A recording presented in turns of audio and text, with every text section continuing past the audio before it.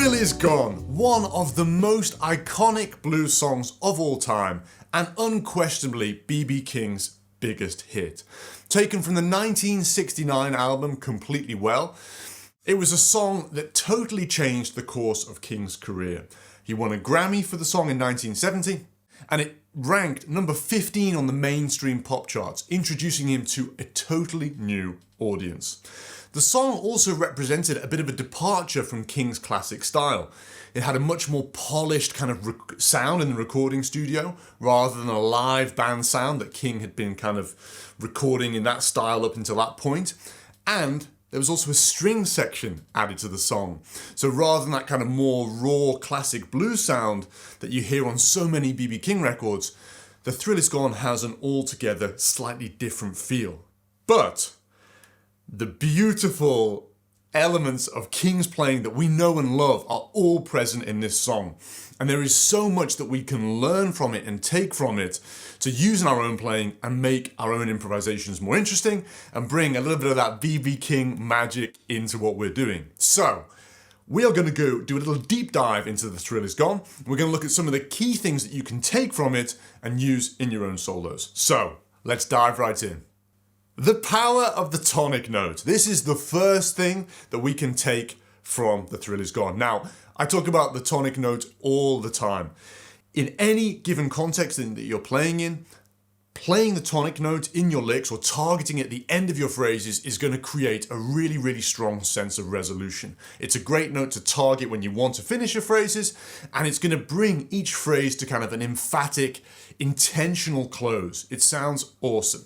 In the key of B minor, which we're playing in here in The Thrill Is Gone, say in like the first and second pentatonic shapes, you're going to find 3 tonic notes, so 3 notes of B.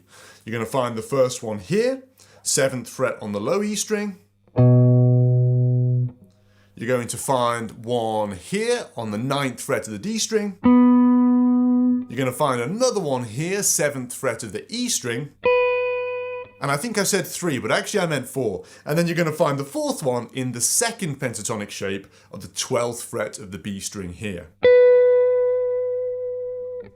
Now, B.B. puts a little twist on this approach because he's always targeting this tonic note on the high E string. And that's actually how he starts that intro solo that I just played at the beginning there.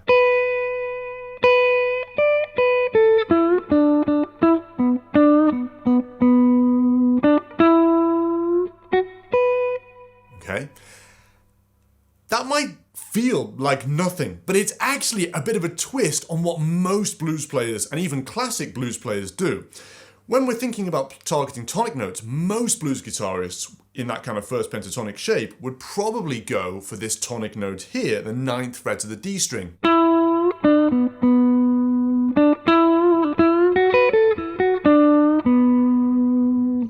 And if they were thinking about moving or targeting another note, they might do that sort of classic Stevie Ray Vaughan thing. Kind of moving from this tonic note to this tonic note. That's all good stuff, but when you think about targeting that tonic note on the high E string, either to begin or finish your phrases, it really gets you thinking and moving in a totally different pattern, because you're no longer working, say, down the scale and finishing there, you're working back up to the top of the scale. Sounds weird, but I'll show you what I mean.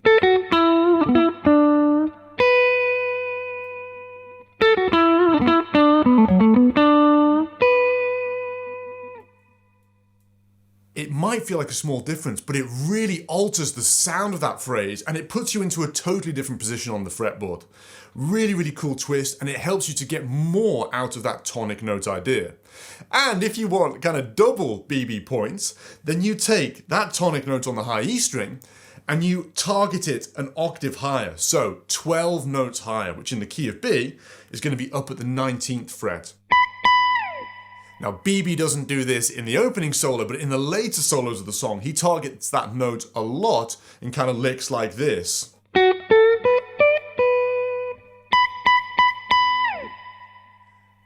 It's a as soon as I played that, I'm sure you're thinking, wow, that is like B.B. King bottled, right? It's a real classic B.B. King sound. It immediately kind of brings his playing into our minds.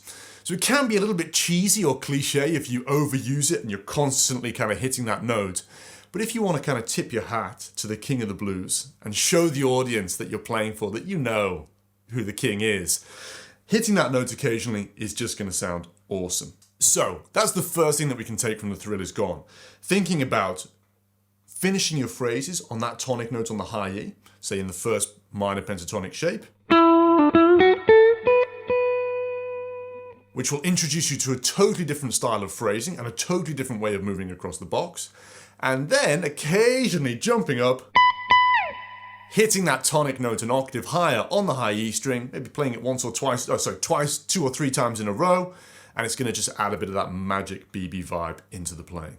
Bring the blues bends like B.B. This is the second thing that we can take from this track.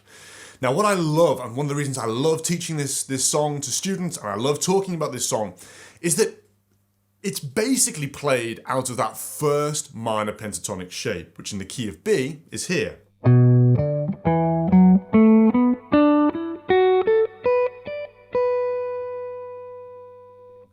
There's always so much talk online around breaking out of the minor pentatonic boxes and breaking out of the prison that we're all kind of enclosed within.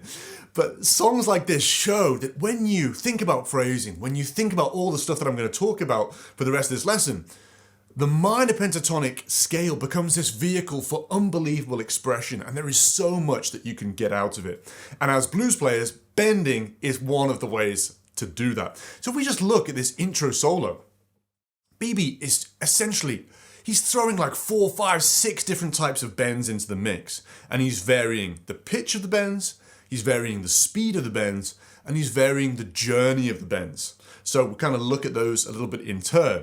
So first, let's think about the pitch.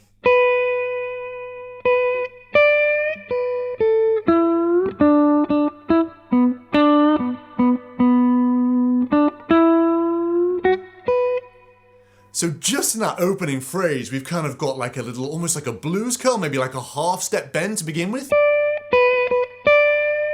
Okay, he's not really going the full tone. Just kind of a little half bend there. Then he moves down to a full tone bend, so pushing it all the way to that 11th fret, the next note up in the minor pentatonic scale. Then we have a blues curl. Okay, so just like a little inflection on the note, and then he moves, I think, back to another full tone bend. Or maybe I got the order mixed up there, but you get the idea. In every phrase, he is just packing it in with these different bends, and he's not just looking at the pitch, but he's also looking at the speed and the journey. So some of those bends are quite quick. That's a pretty quick bend there. He's just kind of pushing it up and then moving straight on to the next note. Whereas the ultimate bend of that phrase, he's really taking his time. He's letting it breathe, breathe, breathe, and it creates a very different feel. Okay? And just altering the speed of your bends in that way allows you to get a huge amount of mileage from what you're doing. So often I see players sort of doing always the same kind of speed of bends. But if you mix that up,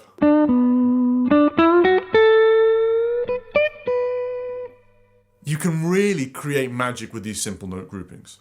And then the last thing that he's doing here is he's altering the journey of the bend.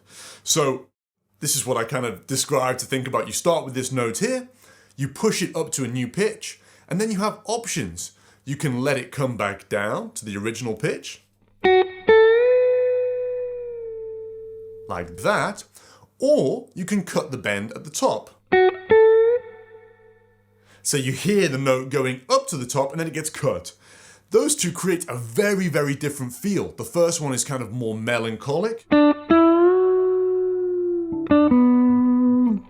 The second one, and this is what B.B. King is really favouring through a lot of this track actually, is these kind of bends that are cut at the top. The second one creates a sort of groovier feel. It's a kind of a little bit lighter, it's a bit more playful.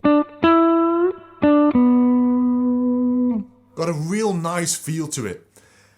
It does require you to have the picking hand kind of close to the strings and dropping onto the strings to cut the note in that way.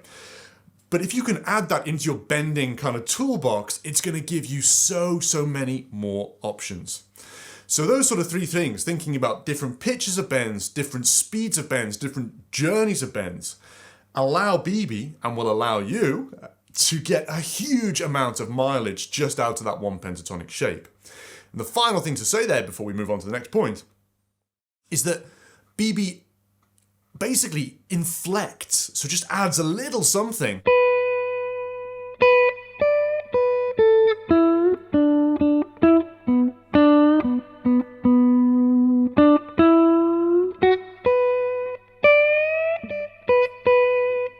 to almost every note that he plays. He doesn't just sort of play any note just kind of really straight. He's always just curling up a little bit, and that gives his playing such a vocal and expressive feel, and again allows him to create magic with these simple note groupings and will allow you to do the same. So bend like B.B, bend, bend, bend, experiment all in that first pentatonic shape, second pentatonic shape, wherever you feel comfortable. Go deep on it. It will help you get so much more out of everything that you're doing. Number 3 is get dynamic. So often it's very easy for us as players to just think about the notes that we're playing, the techniques, the bends, are you bending to pitch, what scale are you using, etc., etc. But it's much less it's much more difficult. It's much less common for people to think about how they are articulating those notes. And this is something that B.B. King does in a masterful way. He's never playing notes in a kind of flat volume. He's not just going. He's not just playing it like that. Every note is given a different emphasis. Sometimes he's digging in a bit more, sometimes he's really backing off. And it gives everything this very vocal and expressive feel.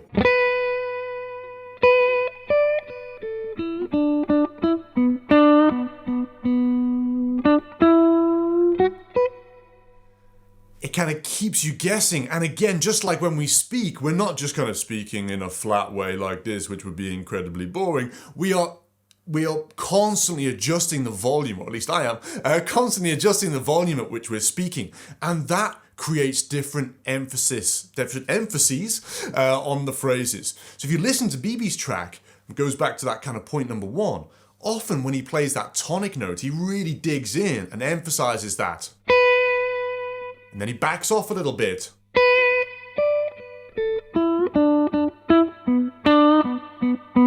Before then working back to the tonic.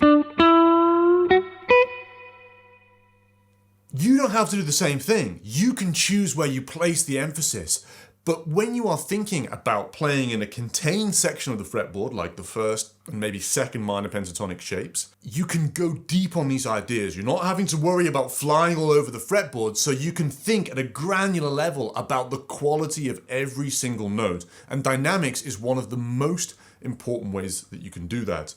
So really think as you're getting going about being quite extreme. This will help you understand where you're sitting on that dynamic spectrum. Play some notes very loudly. And then some notes really, it's like play them so quietly you can barely hear.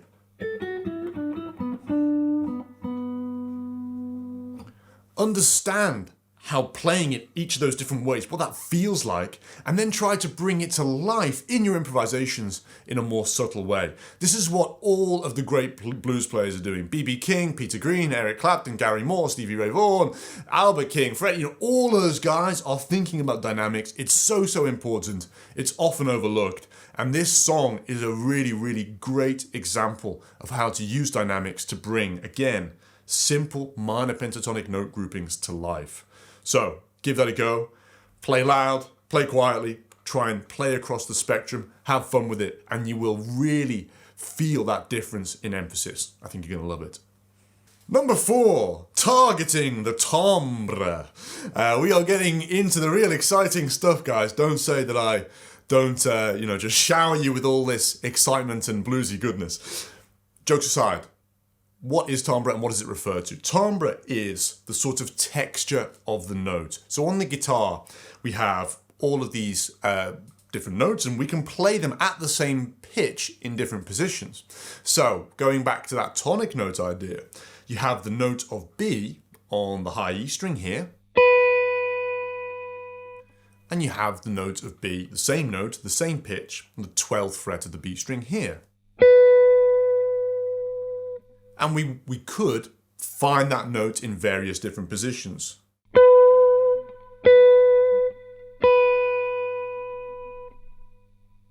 Now, all of those notes are at the same pitch and they are the same notes, but they have a different timbre, they have a different texture.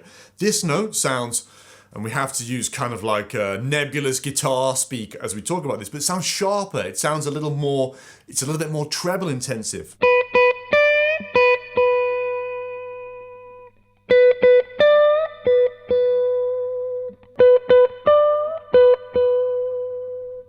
And as you move down the strings, you kind of get this like darker, sort of more mellow, rounder sound.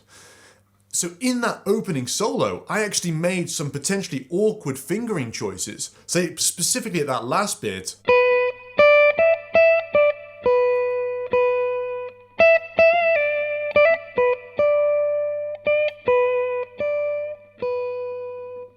Basically playing the whole thing on the high E string rather than going down to that tonic note. So I was moving back and forth, which is not particularly efficient because I could have just gone.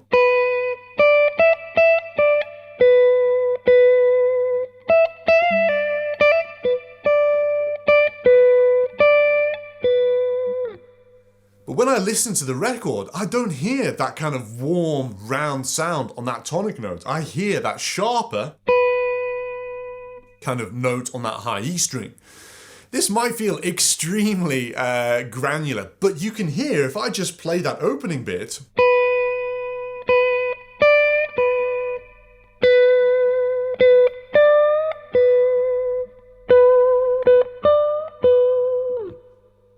It sounds very, very different kind of in that final position compared to the first one. And these sorts of decisions not only make a difference to the quality of each lick that you're playing, but they put you into a different position on the fretboard. And the kind of wonderful magic of the guitar is that each position will bring something different out in you. You might be playing the same notes, but what you're going to do as a player is likely to be different there compared to even there. And especially up there. So if you understand or if you feel comfortable with the structure of your guitar, if you feel comfortable kind of playing notes in different positions in this way, experiment with that, shift things around and use that as a mechanism for creating different textures, because maybe sometimes you want that sharper feel. Other times you might want something really much warmer. All of these small differences add up and they make a huge impact on the overall feel of your solos, especially because, again, what you're likely to do in any position is different. So think about shifting that around if you feel comfortable. And if this is a newer concept to you, then just try it there in the way that I was doing. Think about kind of basing some licks around that tonic note on the high E. And then think about moving and playing some notes around that tonic note on the B.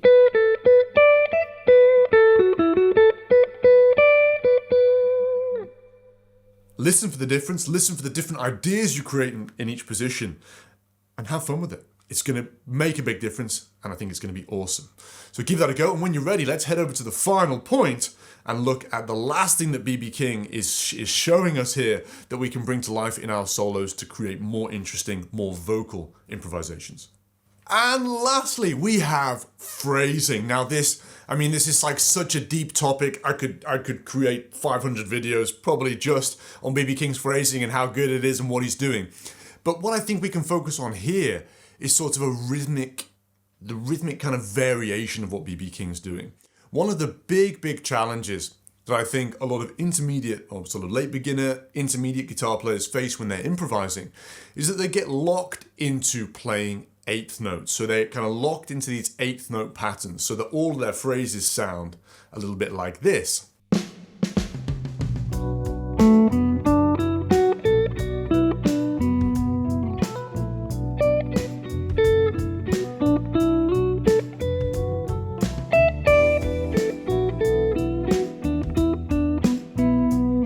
And so it goes. Now the problem with that is, number one, there's not much any variation, so you get into kind of repetitive sounding phrases. Number two, we typically practice scales in eighth notes like that. So if you're thinking about practicing, your minor pentatonic scale to a metronome, you'd probably go.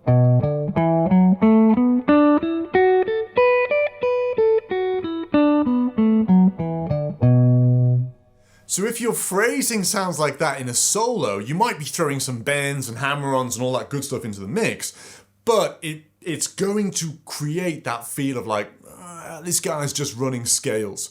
So we can attack this from so many different approaches. And I mean, we talk about like counting and all the rhythmic stuff, and that is, again, a deep topic, most likely for another day, probably a full course. Watch this space, let me know if you're interested in more of this kind of stuff, and I will get it filmed for you. But what I would try and do is establish first the pulse. So this is a straight time, it's not a shuffle blues, so it's just 1, 2, 3, 4. And if you want to break that up into eighth note groupings, 1 and 2 and 3 and 4. Get that feeling in your body before you start to solo. So let the track actually roll, get the head bobbing, and then just try and sort of count it out. 1, 2, 3, 4. 1 and 2 and 3 and 4. Okay? And then begin to solo.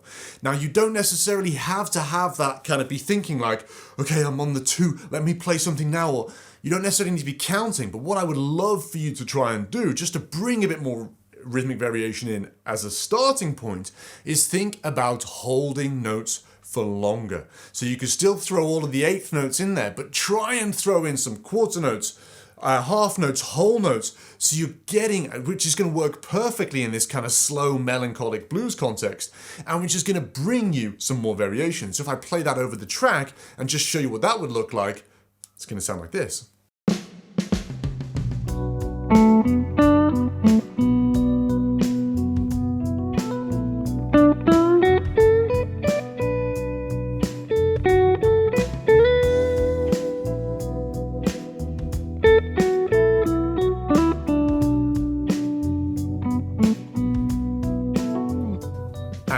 So on. No fireworks, no fast runs, nothing complicated. And in fact, actually, it's easier in a way than playing streams of eighth notes because you're giving yourself time. You're holding that note and you're thinking, hey, what's for dinner? No, I'm kidding. You're thinking, what's the next phrase I'm going to play? Where can I go from here? What's the next little idea I can create?